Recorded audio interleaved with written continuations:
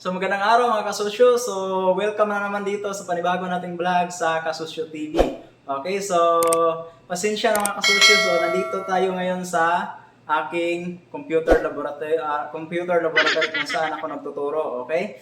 So pasensya na kasi wala ako dun sa mismong store or sa mismong Agribit Supply natin. Okay? So ngayon mga kasosyo, meron lang nag-comment dun sa ating na-upload na video, which is sa tingin ko very relevant. Okay, so nagtanong ko siya kung kailangan pa ba ng seminars bago magtayo ng Agribit Supply business. Okay, so yun mga kasosyo, yun yung pag-uusapan natin ngayon. So regarding kung kailangan pa ba mag-undergo ng seminars bago tayo makapagtayo ng Agribit Supply business mga kasosyo, no need naman.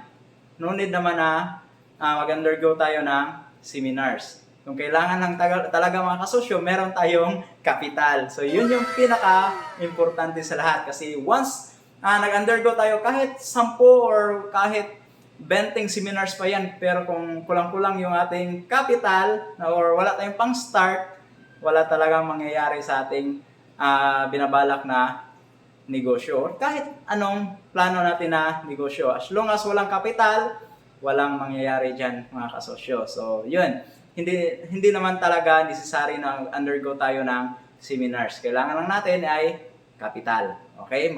Maliit man o malaki, as long as kaya na makapag-start ng Agribit Supply business mga kasosyo, mag-start na tayo. Hindi na tayo mag-antay ng ini seminars. Okay? Pero mga kasosyo, meron namang advantage pag nag-undergo tayo ng seminars. Okay? Actually mga kasosyo, mas maganda talaga yung isang negosyo bago tayo mag-start ay meron tayong at least idea kung ano yung papasukin nating klase ng negosyo. So mas maganda pa rin talaga at least aware tayo or may familiar sa atin or may idea talaga tayo sa papasukin natin na negosyo.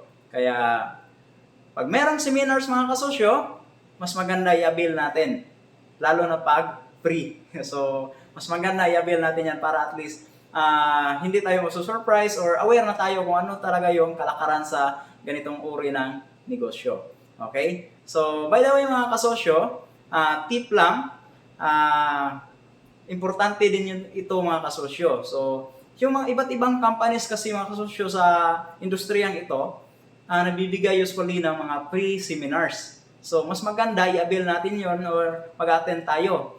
Kagandahan nun, libre na at may libre pang pagkain after the seminars. Okay? So, usually nag-attend ako ng mga ganong klaseng seminars mga kasosyo or mga gathering ng mga ganon. For example, yung excellence na produkto or brand or company. Usually, nagbibigay sila ng mga free na seminars. So, malalaman natin kung ano ba yung gamit ng Amtel, yung iba't ibang uri ng kanilang mga produkto. Yung mga Amtel, malalaman natin ano ba talagang gamit ng Amtel, ano yung content niya para saan, para saang mga uri ng sakit na pwede painumin ng Amtel yung isang yung isang hayop. Or for example, ang Broxitel, yung mga T-Pox 48, yung mga Spectromax nila, o ano-ano pang klase ng produkto na meron ang excellence. Kung mag-attend tayo ng seminar sa kanila, at least malalaman natin kung ano yung mga iba't ibang gamit ng iba't ibang gamot nila na meron sila. So mas maganda na mag-attend tayo ng seminars para at least magiging familiar tayo or malalaman natin yung gamit ng iba't ibang uri ng gamot na meron sila. So mas maganda yun mga kasosyo para at least ma-enhance pa rin yung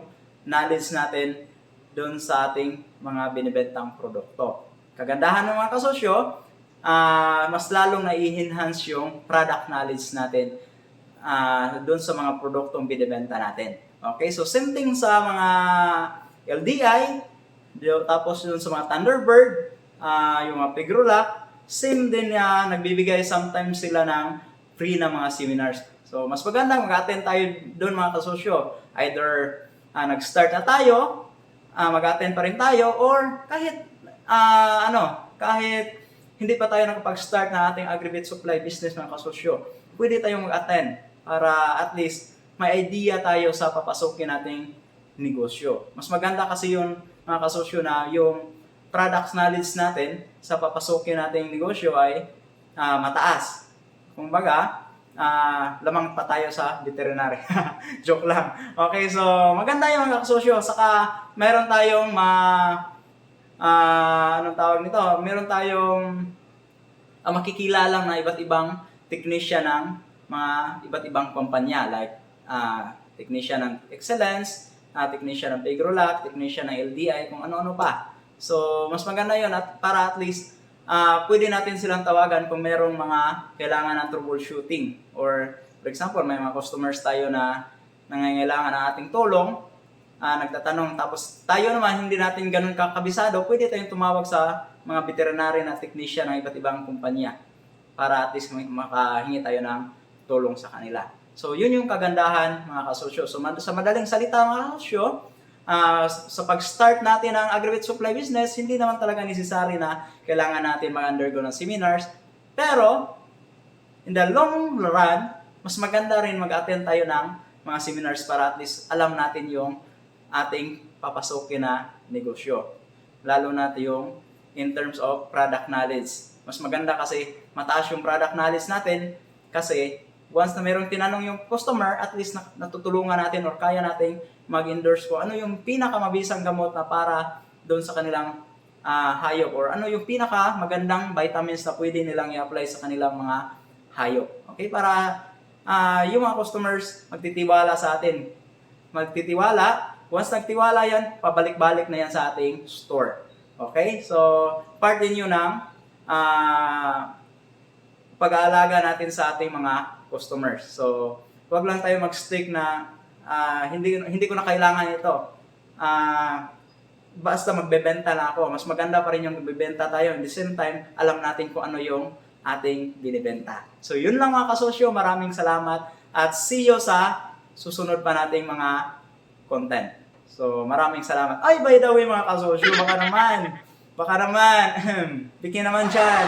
Pwede pa likes and subscribe ng ating munting channel para at least updated kayo sa mga i-upload pa nating video. So maraming salamat and have a nice day.